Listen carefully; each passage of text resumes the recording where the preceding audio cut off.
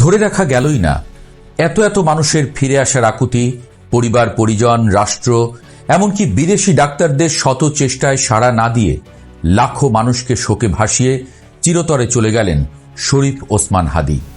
আর হাদীর এই মৃত্যুর ঘটনায় বাংলাদেশ নিশ্চিতভাবেই প্রবেশ করল এক নতুন ও এক ভয়াবহ যুগে।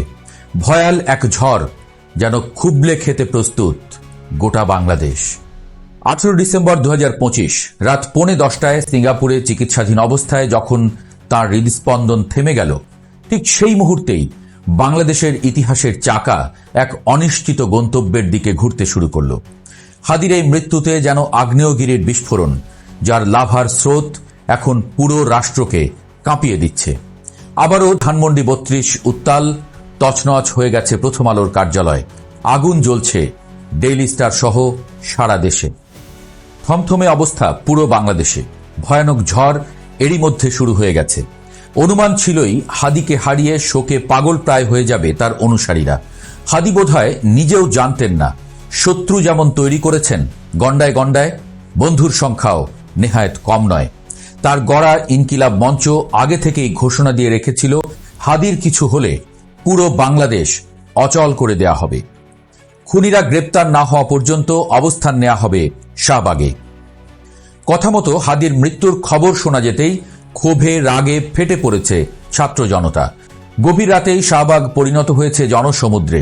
ঢাকা বিশ্ববিদ্যালয়, যাত্রাবাড়ি, উত্তরা থেকে শুরু করে দেশের প্রতিটি প্রান্ত থেকে মানুষ ছুটে এসেছে রাজপথে। স্লোগানে স্লোগানে প্রকম্পিত হচ্ছে আকাশ বাতাস, দিল্লি না ঢাকা, ঢাকা ঢাকা। হাদীর রক্ত বৃথা যেতে দেব না, আমরা সবাই হাদী হব, গুলির মুখে কথা বলবো। চলছে ভাঙচুর, ফ্যাসিস্টদের চিহ্ন মুছে দেওয়ার কাজ চলছে বলে দাবি করা হচ্ছে। বলার অপেক্ষা রাখে না, সবচেয়ে তেজি যোদ্ধাকে হারিয়ে শোকে মুহ্যমান তারা।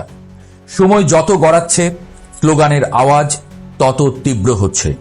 এই আওয়াজ স্পষ্ট ঘোষণা দিচ্ছে দেশ এক ঘোরতর সংকটে পড়ে গেছে। এই বিক্ষোভ কেবল শোকের নয়, এই বিক্ষোভ পরিণত হয়েছে চরম প্রতিশোধের। এদিকে শরীফ ওসমান হাদীর হত্যাকারীদের ফেরত না দেয়া পর্যন্ত বাংলাদেশে ভারতীয় হাইকমিশন বন্ধ রাখার ঘোষণা দিয়েছেন এনসিপির মুখ্য সংগঠক সার্জিস আলম। বৃহস্পতিবার রাতে নিজের ভেরিফাইড ফেসবুক আইডিতে দেওয়া এক পোস্টে এই চরম হুঙ্কার দেন তিনি। সার্জিস আলম বলেন, শহীদ হাদী ভাইয়ের খুনিদের যতক্ষণ পর্যন্ত না ভারত ফিরিয়ে দেবে, ততক্ষণ পর্যন্ত বাংলাদেশে ভারতীয় হাইকমিশন বন্ধ থাকবে। এর মধ্য দিয়ে ভারতের সাথে সরাসরি দ্বন্দ্বে জড়িয়ে গেল সার্জিস হাসনাতরা, এমনটাই বলছেন রাজনৈতিক বিশ্লেষকরা। গত কয়েকদিন ধরেই হাসনাত আবদুল্লাহ কিংবা ডাকসু নেতাদের মুখ থেকে ভারত বিরোধী কড়া বক্তব্য শোনা যাচ্ছিল। সেভেন সিস্টার্স বিচ্ছিন্ন করে দেওয়া কিংবা ভারতীয় দূতাবাসের ইট খুলে নেয়ার বক্তব্যে ইতোমধ্যেই গরম গোটা অঞ্চল। হাদীর মৃত্যু সেই আগুনে ঘি ঢেলে দিয়েছে। রাজপথে এখন একটাই দাবি, ভারতীয় আগ্রাসন বন্ধ করতে হবে। অভিযোগ উঠেছে হাদীর খুনিরা সীমান্ত পেরিয়ে প্রতিবেশী দেশে আশ্রয় নিয়েছে এবং সেখান থেকেই কলকাঠি নাড়ানো হচ্ছে।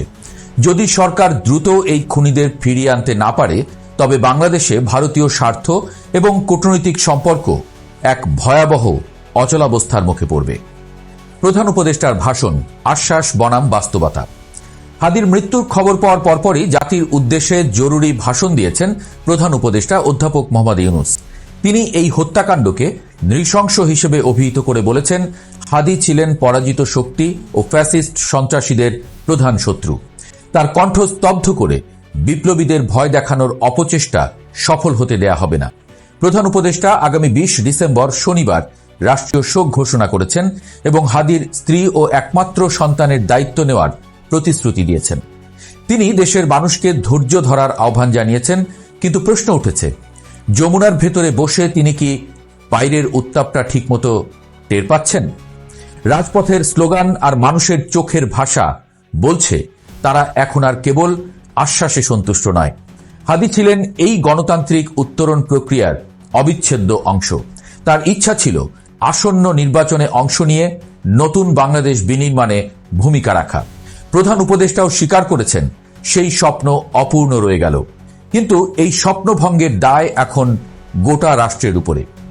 হাদীর মৃত্যুর পর এখন ডিজিটাল প্ল্যাটফর্ম থেকে শুরু করে চায়ের কাপে একটাই আতঙ্ক, পরের জনকে। সোশ্যাল মিডিয়ায় একটি হিট লিস্ট ঘুরে বেড়াচ্ছে, যেখানে দাবি করা হচ্ছে একে একে নাকি জুলাই বিপ্লবের সব যোদ্ধাদের শেষ করে দেয়া হবে। এই রটনা মানুষের মধ্যে চরম নিরাপত্তাহীনতা তৈরি করেছে।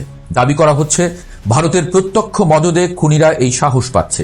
অবস্থা এমন যে বিএনপির জাকির খানের মতো নেতাকে নিজের নিরাপত্তার জন্য জিডি করতে হচ্ছে। নির্বাচন কমিশনের কাছে নিরাপত্তা চাচ্ছেন ব্যারিস্টার ফুয়াদের মতো নেতারা। এনসিপির নেতাদের কণ্ঠেও হিটলিস্টের কথা শোনা যাচ্ছে বারবার। এই অবস্থায় প্রশ্ন উঠেছে, যেখানে দেশের প্রথম সারির নেতাদের জীবনের নিরাপত্তা নেই, সেখানে সাধারণ মানুষের নিরাপত্তা কোথায়? এই নিরাপত্তাহীনতার বোধ থেকেই জন্ম নিচ্ছে চরম অস্থিরতা। আইনশৃঙ্খলা রক্ষাকারী বাহিনীর পেশাদারত্ব এখন বড় ধরনের প্রশ্নের মুখে। যদি দ্রুত এই ষড়যন্ত্রের শিকড় উপড়ে ফেলা না যায়, তবে বাংলাদেশ এক অন্তহীন অন্ধকার রাজনৈতিক চোরাবালিতে হারিয়ে যেতে পারে বলে মত বিশ্লেষকদের। এদিকে বিএনপি নেতা তারেক রহমান হাদির মৃত্যুতে গভীর শোক প্রকাশ করেছেন। তিনি বলেছেন, এই অকাল শহীদী মৃত্যু আবারও মনে করিয়ে দিল রাজনৈতিক সহিংসতা কত বড় মানবিক মূল্য দাবি করে। কিন্তু পর্দার আড়ালের আসল সমীকরণ হল তারেক রহমান আগামী 25 ডিসেম্বর দেশে ফিরছেন। তার বিমান টিকিট থেকে শুরু করে দেশে এসে কোথায় উঠবেন সব চূড়ান্ত। কিন্তু দেড় যুগ পর তিনি এমন এক সময় ফিরছেন যখন বাংলাদেশ রীতিমতো কাঁপছে। সবচেয়ে বড় বিতর্ক শুরু হয়েছে নির্বাচন নিয়ে। হাদির মৃত্যুর বিচার না হওয়া পর্যন্ত বাংলাদেশ শীতল হওয়ার সম্ভাবনা কম। এর মধ্যেই নির্বাচনের দিন চলে আসার কথা, কিন্তু বিশ্লেষকরা বলছেন এই উত্তাপ পরিস্থিতিতে নির্বাচন করা অসম্ভব এমন দাবিও উঠতে পারে কৌশলে। অনেকেই দাবি তুলতে পারেন, যেখানে মানুষের জীবনের নিরাপত্তা নেই সেখানে কিসের নির্বাচন? কেউ কেউ মনে করছেন নির্বাচন পেছাতেই হাদিকে হত্যার টার্গেট করা হয়েছিল। যদি নির্বাচন অনির্দিষ্টকালের জন্য পিছিয়ে যায়, তবে সেটি হবে গণতন্ত্রের জন্য আরও এক বড় ধাক্কা। আগুনে পুড়বে গোটা দেশ, সেই আগুনে আলু পোড়া খাবে বাংলাদেশের বিরোধী শক্তিরা। গত শুক্রবারেই তিনি গুলিবিদ্ধ হয়েছিলেন এবং দীর্ঘ এক সপ্তাহ লড়াই করে এই শুক্রবারেই তিনি আবার দেশের মাটিতে শুয়ে। তার জানা যায় যে জনসমুদ্রের সৃষ্টি হবে, তা সামলানোই এখন সরকারের জন্য বড় চ্যালেঞ্জ। সামনে কি হতে যাচ্ছে? তিনটি বিষয় এখন নিশ্চিত। নির্বাচনী অনিশ্চয়তা, নির্বাচনের দাবি ছাপিয়ে এখন নিরাপত্তা এবং বিচারের দাবি সামনে চলে আসবে। বাংলাদেশ ভারত সম্পর্কের অবনতি, রাজপথের যে ভারত বিরোধী মনোভাব তৈরি হয়েছে তা প্রশমিত না হলে বড় ধরনের কূটনৈতিক এবং বাণিজ্যিক সংকট তৈরি হবে। 3. আন্দোলনের নতুন রূপ।